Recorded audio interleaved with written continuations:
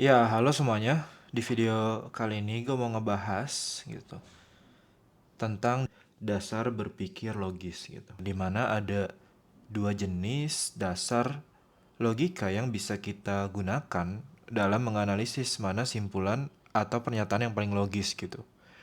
Yaitu ada logika tertutup dan terbuka. Nah, di video pertama ini gue mau ngebahas tentang logika tertutup terlebih dahulu. Ya, pada logika ini, kita tidak diperbolehkan memasukkan informasi lain selain dari premis yang diberikan, gitu.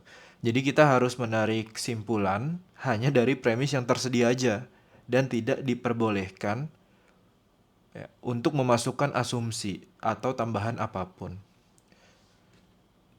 Biasanya, nah ini berlaku pada ya logika sebab akibat gitu. Yang kemarin udah kita bahas itu ada 20 jenis ya. Ya yang sederhananya kayak jika maka gitu. Dan juga kuantor universal. Seperti semua gitu, setiap dan seluruh. Nah, ngomongin kuantor, logika kuantor adalah istilah yang menyatakan berapa banyak elemen dari suatu objek gitu dalam sebuah pernyataan. Gitu dimana dalam tertutup ini yang dipakai adalah kuantor universal gitu. Kalimat kalimat universal sendiri dia punya arti kan menyeluruh gitu. Ya gak? Keseluruhan gitu, universal. Beda dengan nanti dalam dasar berpikir logika terbuka yang biasanya menggunakan kuantor ya yang disebut kuantor eksistensial gitu. Eksistensi itu artinya kan keberadaan. Nah, itu nanti akan kita bahas lebih dalam lagi di dasar berpikir logika yang terbuka. Nah, misalnya nih ada contoh. Premis satunya semua orang Bandung adalah orang Jawa Barat.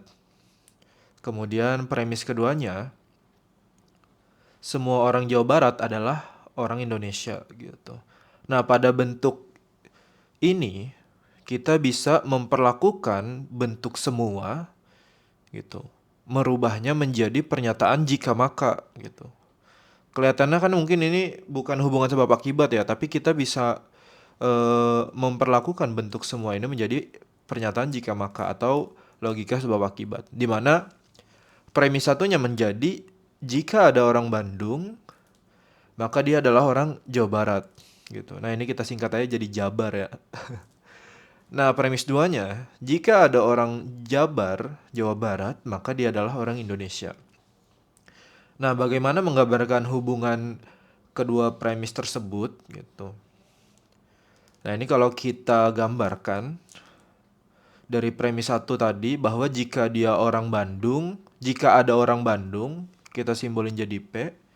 Nah, maka dia orang Jawa Barat. Nah, kita simbolin jadi Q gitu. Jika ada orang Jawa Barat, maka dia adalah orang Indonesia. Nah, Indonesia ini kita simbolin jadi R gitu. Jadi Bandung ini eh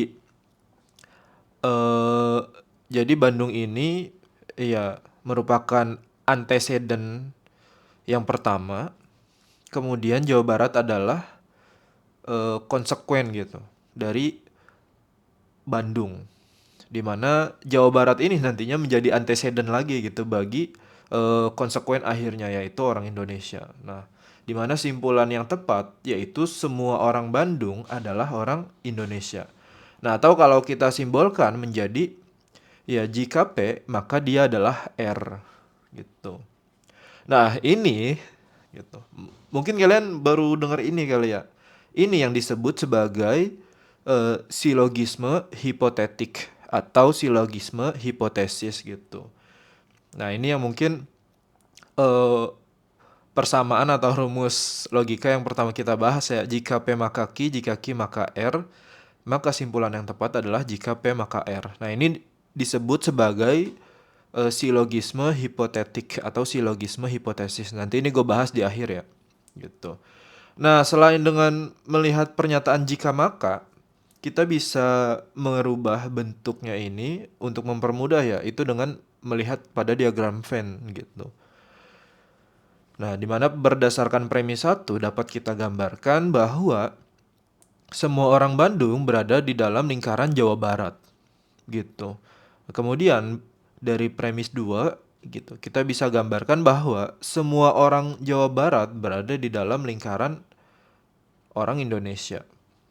Jadi simpulan yang tepat yaitu semua orang Bandung, semua orang yang ada di dalam himpunan Bandung adalah orang Indonesia.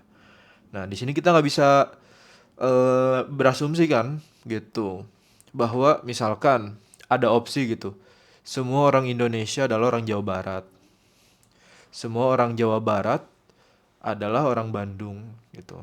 Itu kan jadi belum tentu atau tidak valid nantinya. Gitu. Nah, sekarang kita bahas nih silogisme hipotetik. Tadi gue udah sedikit nyinggung gitu kan. Silogisme hipotetik itu apa? Itu mungkin kalian udah sering dengar nih rumus jika P maka Q, jika Q maka R. Ya, tapi mungkin kalian baru tahu bahwa ini disebut juga silogisme hipotesis. Itu dimana ini adalah salah satu bentuk penalaran deduktif yang menggunakan dua atau lebih pernyataan sebab akibat gitu untuk menarik simpulannya.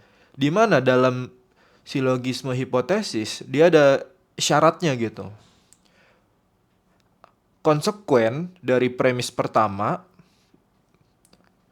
di mana tadi Q gitu kan harus menjadi antecedent atau penyebab dari premis yang kedua gitu. Nah, kalau kita gambarin struktur umum silogisme hipotesis ini, yang pertama jika P maka Q, itu premis duanya jika Q maka R, kesimpulannya jika P maka R kan gitu. Jadi konsekuen dari premis yang pertama itu harus menjadi antecedent atau penyebab gitu pada premis yang kedua.